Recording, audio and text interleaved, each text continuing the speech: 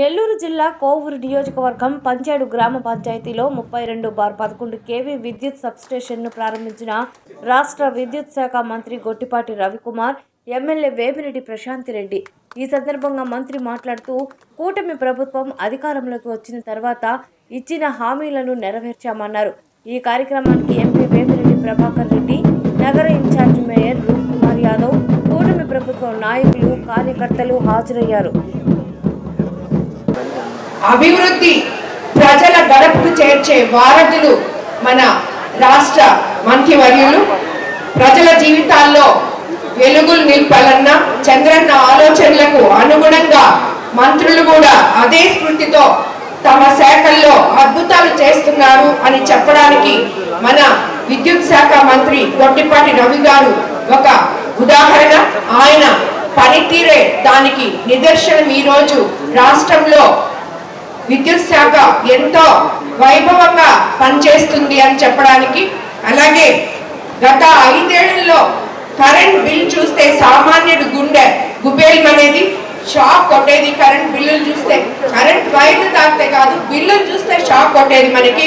అలాగా గత 5 ఏళ్లలో విద్యుత్ ఛార్జీలు 9 సార్లు పెంచితే, కూటమి ప్రభుత్వం అధికారంలోకి వచ్చినాక మన గత ప్రభుత్వం చేసిన తప్పిదాలను సరిదిద్దుకుంటూ యూనిట్ మీద 13 పైసలు విద్యుత్ ఛార్జీలు తగ్గించడం జరిగింది. ఆ ఘనత మన మంత్రి వర్యులు గొట్టిపాటి రవి గారిది అని చెప్పి మనం చెప్పడంలో ఆశ్చర్యపోవాల్సిన అవసరం లేదు. విద్యుత్ ఛార్జీలు పెంచడం సహజం అనుకునే రోజుల్లో ఛార్జీలు తగ్గించి ప్రజా పక్షపాతి ప్రభుత్వం అంటే ఎలా ఉంటుందో, ప్రజల ప్రభుత్వం ఇది, పేదల ప్రభుత్వం ఇది, పేదల కోసం మనం ఏమేం చేయగలమో విద్యుత్ శాఖలో అవన్నీ కూడా చేస్తున్నటువంటి మన విద్యుత్ శాఖ మంత్రివర్యులకి మీ అందరి తరఫున మరోసారి అభినందనలు తెలుపుకుంటున్నాను. అలాగే మనం కోవూరు కాన్స్టిట్యున్సీలో ఒకే రోజు 10 కోట్ల వ్యయంతో 2 33 కేవీ సబ్ స్టేషన్లు ప్రారంభించుకోబోతున్నాం. ఈరోజు మొదటగా ఇక్కడ పంచేడులో ప్రారంభించాం.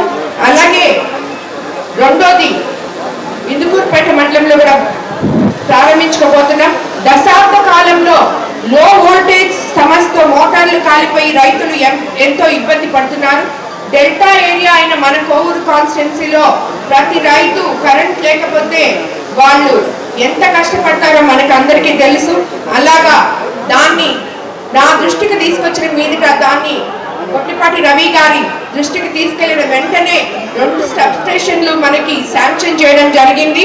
క్షేత్ర స్థాయిలో సమస్యల్ని అర్థం చేసుకొని పంచేడులో 3,37,00,000, కుడితిపాలెం సబ్ స్టేషన్ 3,61,00,000తో, అలాగే మనకి ఇక్కడ కోవూరులో విద్యుత్ డివిజన్ కార్యాలయం సరిగా లేకపోయినందువల్ల మనకి విద్యుత్ శాఖ వారు అవసరాలు సరిగా తీర్చలేరని చెప్పి వాళ్ళకు కూడా డివిజన్ కార్యాలయానికి 3 కోట్లతో నిర్మాణానికి నిధులు అందజేసిన సీఎం చంద్రబాబు నాయుడు గారు, అలాగే మంత్రివర్యులకి కూడా మరోసారి ధన్యవాదాలు తెలుపుకుంటున్నాను. నిరంతరం 3 ఫేజ్ విద్యుత్ సరఫరా చేస్తూ మరోపక్క విద్యుత్ ఛార్జీలు తగ్గింపులో ప్రజలతో ఉంటూ, అలాగే మనకి తీర ప్రాంతం ఎంతో ఉంది మన కోవూరు కాన్స్టిట్యున్సీలో. ఆక్వా రైతులు ఎంతో మంది ఉన్నారు. వాళ్ళకి గత ప్రభుత్వంలో 3.5 రూపాయి కరెంట్ యూనిట్ ఉంటే ఈ రోజు దాన్ని 1.5 రూపాయికి చేయడం జరిగింది మన ప్రభుత్వం అధికారంలోకి వచ్చినాక. అలాగే కూటమి ప్రభుత్వం అధికారంలోకి వచ్చినాక RDSS స్కీమ్ తో ప్రతి విలేజ్ లో 3 ఫేజ్ కరెంట్ అనేది రావడం జరిగింది. ఏ ఊరికి వెళ్ళినా కూడా ప్రజలు చాలా మంది వాళ్ళ ఇళ్ల మీద తీగలు, పాత పోల్స్, ఇరిగిపోయిన పోల్స్ ఇలాగా ఎంతో దుస్థితిగా ఉండేది.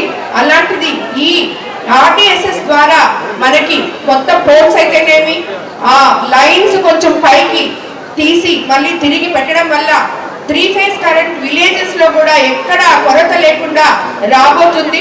ఇప్పుడు 1 దశ పనులు పూర్తయ్యాయి, 2వ దశ పనులు కూడా తొందరలో పూర్తి చేసుకోబోతున్నాం. అన్ని గ్రామాలలో 24 గంటలు 3 ఫేజ్ విద్యుత్ సరఫరా చేసేందుకై 92,36,00,000తో పనులు కొనసాగుతున్నాయి మన కోవూరు కాన్స్టిట్యున్సీలో. అలాగే కోవూరు నియోజకవర్గంలో గత ప్రభుత్వంలో రద్దు చేయాలని నిర్ణయించిన ఇందుకూరుపేట మరి కొడవలూరు విద్యుత్ రెవెన్యూ కార్యాలయాలని కూడా కొనసాగించినందుకు నిర్ణయం తీసుకున్నారు మన మంత్రివర్యులు. దానికి కూడా ఆయనకి ధన్యవాదాలు తెలుపుకుంటున్నాను సార్. అదేవిధంగా మాకు ఇండస్ట్రియల్ కారిడార్ వస్తుంది, కిసాన్ సెజ్ లో ఎన్నో ఫ్యాక్టరీలు రాబోతున్నాయి. రాబోయే రోజుల్లో మాకు కొడవలూరులో కూడా ఒక సబ్ స్టేషన్ శాంక్షన్ చేయాలని స్థలము అన్నీ రెడీగా ఉన్నాయి. అండ్ ఇంకొకటి కూడా మాకు 132 kV సబ్ స్టేషన్ కి శాంక్షన్ అయి వచ్చింది. ఆల్రెడీ స్థలం కూడా మేము అధికారులకి చూపించున్నాం. అది కూడా మాకు అతి త్వరలో మీరు ఇప్పించగలరని చెప్పి మేము ఈ సభాముఖంగా మిమ్మల్ని కోరుకుంటున్నాను. అలాగే ఈరోజు మనం ప్రభుత్వం అధికారంలోకి వచ్చి సుమారు 20 నెలలు అయిన తర్వాత ముఖ్యమంత్రి చంద్రబాబు నాయుడు గారు సంక్షేమము అభివృద్ధి రెండు ఎంత సమపాలనలో తీసుకెళ్తున్నారో, అలాగే ఇలాంటివన్నీ ప్రతి కాన్స్టిట్యున్సీలో ప్రతి శాఖకి సంబంధించి ప్రతి ఒక్క మంత్రివర్యులు ఎంతో ఇంట్రెస్ట్ తీసుకొని ప్రజలకి ఏమి అవసరాలో అవన్నీ కూడా తీర్చడానికి వాళ్ళు ముందుకొస్తున్నారు. ఈరోజు ఇటువంటి ముఖ్యమంత్రి గారు అలాగే మంత్రివర్యుల్ని కలిగి ఉండడం మన ఆంధ్రప్రదేశ్ చేసుకున్న గొప్ప అదృష్టం. ఇటువంటి అడ్మినిస్ట్రేటర్ కింద మనమంతా కూడా ఉన్నాము అంటే ఎంతో గొప్ప విషయం. వీటన్నిటితో పాటు ఈ రోజు చేసినప్పుడు 2 వరాలు ఇవ్వడం జరిగింది. అది ఒకటి, ఎంతో మంది ఎక్కువ ఎస్టీ పాపులేషన్ ఉన్న మన కోవూరు కాన్స్టిట్యున్సీ నుంచి యానాది కార్పొరేషన్ తప్పకుండా ఏర్పాటు చేస్తామని చెప్పారు. ఆ యానాది కార్పొరేషన్ ఈ రోజు ప్రాసెస్ లో ఉంది. అది తప్పకుండా మన ముఖ్యమంత్రి చంద్రబాబు నాయుడు గారు లోకేష్ బాబు గారు తప్పకుండా దాన్ని మనకి ఇస్తారు. అలాగే ఆయనకి రైతులు కల్లారు అడిగారు మన కోవూరు కాన్స్టిట్యున్సీలో. ఇప్పుడు ఈ రోజు 3 సంవత్సరాలు పూర్తయిన సందర్భంగా కోవూరు కాన్స్టిట్యున్సీలో మనము 5 మండలాల్లో 5 కల్లాలు ఆల్రెడీ నోటిఫై చేశాము. అది త్వరలోనే ప్రజలకి అందుబాటు తీసుకొస్తాము. అలాగే మళ్ళీ 2వ విడత 3వ విడత కూడా ప్రతి దగ్గర ఆయన ఇచ్చిన మాట ప్రకారం ఈ కల్లాలు మీకు బహుమతిగా ఇవ్వమని ఆయన చెప్పారు. తప్పకుండా ఈ ఆయన ఏదైతే మాటలు 2 చెప్పారో మన కోవూరు కాన్స్టిట్యున్సీలో అవి 2 కూడా నెరవేరుస్తామని ఇందు మూలంగా మీకు అందరికీ తెలియజేసుకుంటూ మీకు అందరికీ పనిచేసిన విద్యుత్ శాఖ అధికారులకి ముఖ్యంగా ధన్యవాదాలు తెలుపుకుంటున్నాను. నేను అందరికీ నమస్కారం. చెప్పాలంటే 5 సార్లు ఎమ్మెల్యేగా ఉన్న వ్యక్తి మన ముఖ్యమంత్రులకి ఎంత నమ్మకం ఉంటే ఈ విద్యుత్ శాఖ మన మంత్రివర్యులకు ఇవ్వడం చాలా గొప్ప విషయం. ఎందుకంటే ఎవరు కూడా విద్యుత్ అనేది మీ అందరికీ తెలుసు ఎంత అవసరమో ప్రతి ఒక్కరికి, ప్రతి ఇంటికి, ప్రతి రైతుకి. అటువంటి శాఖలు ఇచ్చారంటే ఈ మనిషి ఎంత గొప్ప మనిషి అయితే ఆ శాఖని ఈరోజు మన ముఖ్యమంత్రులు నమ్మి ఇచ్చినారు. అటువంటి మంత్రి మన దగ్గరికి రావడం చాలా సంతోషం. సబ్ స్టేషన్లు ఇచ్చారు. 132 kV ఇది కూడా ఇప్పుడే మేడం అడిగినట్టు దాన్ని కూడా ఇప్పుడు మీటింగ్ పెట్టి దాన్ని కూడా స్టడీ చేసి దాన్ని ముందు తీసుకుపోయేదానికి చూస్తారు. మీలోనే ఉంటది. ఎప్పుడు కూడా సమస్యలు ఉన్నా ఏమున్నా ముందు మీ సమస్యలు ముఖ్యం, ఆ తర్వాతనే ఇల్లు నేను. సో మీ అందరూ గుర్తుపెట్టుకోవాలా. ప్రతి ఒక్కరికి కూడా మీ ఎమ్మెల్యేని మీ ప్రతి ఒక్కరు కూడా నేనుగా చెప్తున్నా, మీకు ఇటువంటి ఎమ్మెల్యే మీకు దొరకరు. ప్రతి ఒక్కరిని ఆమెను మీరు కోవూరులో జాగ్రత్తగా పెట్టుకోండి. అంతకంటే చెప్పేది కూడా ఏం లేదు. ప్రతి ఒక్కరికి ధన్యవాదాలు. ఈరోజు మీ అందరూ ఇక్కడికి రావడం, స్పెషల్ గా మంత్రివర్యులు ఇక్కడికి రావడం చాలా సంతోషం. మంచి కార్యక్రమం వల్ల మీ ఎమ్మెల్యే గారు దగ్గర నుండి వచ్చి మా ప్రాంతంలో 2 సబ్స్టేషన్స్ కావాలి, వీటి వల్ల రైతాంగం ఇబ్బంది పడుతున్నారని చెప్పి దగ్గరుండి వచ్చి శాంక్షన్ చేయించుకొని వాళ్ళ ప్రారంభించుకోవడం జరిగింది. ఇవాళ ఇక్కడ సబ్స్టేషన్కి రావడానికి కారణం ముఖ్యంగా మీ ఎమ్మెల్యే గారు పట్టుబట్టి చేయించుకున్నారు. ఇది దాదాపు ఇవాళ 2 సబ్స్టేషన్స్ ప్రారంభిస్తున్నాం. ఒక్కో సబ్స్టేషన్ 3.5 నుంచి 4 కోట్ల రూపాయలతోటి ఆ ప్రాంతంలో చుట్టుపక్కల ఉన్న ప్రాంతంలో రైతాంగానికి ఇబ్బంది జరగకూడదనే ఉద్దేశంతో ఈ 2 ఇచ్చాం. దీంతో పాటు డిఈ ఆఫీస్ కావాలని అడిగారు. దాదాపు అది కూడా 4 కోట్ల రూపాయలతో డిఈ ఆఫీస్ ఇచ్చాం. అది కూడా ఇవాళ ప్రారంభిస్తున్నాం. దాదాపు 6 నెలల్లో దాన్ని కూడా కట్టి వినియోగంలో తీసుకొస్తాం. ఇందాక ఎమ్మెల్యే గారు మాట్లాడుతూ అన్ని విషయాలు కూడా చెప్పారు. ఒకటి ముఖ్యంగా ఒక సబ్స్టేషన్ కావాలన్నారు. కిసాన్ సెట్ దగ్గర 33 కవి సబ్స్టేషన్ కావాలన్నారు. తొందరలోనే శాంక్షన్ చేయించి మీ ప్రాంతానికి అది కూడా ఇస్తారని చెప్పి కూడా సభాపతి మీకు తెలియజేస్తున్నాం. అట్లానే గతంలో కూడా 2-3 సార్లు ఫోన్ చేసి మాట్లాడారు. 132 సబ్స్టేషన్ కావాలి. ఇక్కడ ఆక్వాకల్చర్ ఉంది, రైతాంగం ఎక్కువ మంది ఉన్నారు. ఇక్కడ లో వోల్టేజ్ లేకుండా ఉండాలంటే 132 కావాలి. స్థలం కూడా రెడీగా ఉందని చెప్పారు. వాళ్ళు ఈ మీటింగ్ అయిపోగానే మేము డిపార్ట్మెంట్తో మీటింగ్ పెట్టుకొని ఎంతవరకు ఫీజిబిలిటీ ఉందో తెప్పించుకొని తప్పకుండా రాబోయే రోజుల్లో మీ ఎమ్మెల్యే గారు అన్ని కార్యక్రమాలన్నీ కూడా తప్పకుండా చేస్తామని చెప్పి కూడా సభాముఖంగా తెలియజేస్తున్నాం. అట్లానే ఈ ప్రాంతానికి ఆర్డిఎస్ఎస్ కింద చాలా పెద్ద ఎత్తున పనులు చేస్తా ఉన్నాం. 50% పైన పూర్తయిపోయి రాబోయే రోజుల్లో మార్చి ఏప్రిల్ కల్లా, ఇందాక ఎస్సీ గారితో చెప్పాను, మార్చి ఏప్రిల్ కల్లా మొత్తం పూర్తి చేసి ఇక్కడ ఉన్న గ్రామాల్లో రైతులకు 9 గంటల విద్యుత్ ఇవ్వటం కానీ, ఇళ్లకి ఎక్కడ కూడా లో వోల్టేజ్ సమస్య లేకుండా చేయడానికి కానీ ఇవన్నీ కూడా చేయమని చెప్పాం. తప్పకుండా మార్చి ఏప్రిల్ కల్లా అన్ని కూడా అవగొట్టి ప్రజలకు ఇబ్బంది లేకుండా చేస్తామని చెప్పి కూడా మీ అందరికీ తెలియజేస్తా ఉన్నాం. ముఖ్యంగా పవర్ డిపార్ట్మెంట్కి సంబంధించి వాళ్ళ పత్రికలో కొన్ని రాశారు. అవన్నీ కూడా మీకు చెప్పాల్సిన అవసరం ఉంది కాబట్టి చెప్తున్నాను. తప్పుడు రాతలు రాయటమే ధ్యేయంగా పెట్టుకొని తప్పుడు రాతలే కంటిన్యూగా రాస్తా అబద్ధాన్ని పదే చెప్పి నిజం చేయాలనే ప్రయత్నం చేస్తూ ఉన్నారు. ఈ ప్రభుత్వం అధికారంలోకి వచ్చేటప్పటికి చాలా పెద్ద ఎత్తున వ్యవస్థనంతా కూడా దుర్వినియోగం చేసేసి సొంత అవసరాలకు వాడుకొని విద్యుత్ వ్యవస్థనంతా కూడా సర్వనాశనం చేసి ప్రజల మీద 30,000 కోట్లు భారం చేశారు. అయితే మేము అధికారంలోకి వచ్చిన వెమ్మటే ఏ విధంగా ప్రజల మీద భారం పడకూడదు, గడిచిన 5 సంవత్సరాలు 9 సార్లు విద్యుత్ ఛార్జీలు పెంచి సర్వనాశనం చేసి వదిలిపెట్టిన దాన్ని ముఖ్యమంత్రి గారు ఒకటే చెప్పాడు, మనం రాబోయే 5 రోజుల్లో ₹1 కూడా పెంచకూడదు, ప్రజల మీద భారం వేయకూడదు. మనం మళ్ళీ గవర్నమెంట్ ఎలక్షన్ గెలే లోపల ₹19 తగ్గించాలి అనే ధ్యేయంతో పనిచేయమని చెప్పాడు. అదే ధ్యేయంతో మేము పనిచేస్తా ఉన్నాం. విడుదల కాలం మీరు చూసి ఉంటారు. మొన్న December 31 ఏపీఆర్సీ కూడా 5,000 కోట్లు మళ్ళీ భారం ఇస్తే ముఖ్యమంత్రి గారు మనం ప్రజల మీద భారం వేయద్దు, వాటిని అవసరమైతే మన ప్రభుత్వమే భరాయించింది, గవర్నమెంట్ భరాయించాలి కానీ ప్రభుత్వం భరాయద్దు. గడిచిన 5 సంవత్సరాలు వాళ్ళు చేసిన తప్పుల వల్ల నేటికి కూడా విద్యుత్ శాఖ భారాన్ని మోయాల్సి వస్తుంది అన్నమాట. ఇట్లాంటి కార్యక్రమాలన్నీ కూడా గడిచిన ప్రభుత్వం చేసి ఇవాళ పేపర్లో ఉంది కదా అని చెప్పి పదే తప్పుడు ప్రచారం రాపిస్తా ఉంది.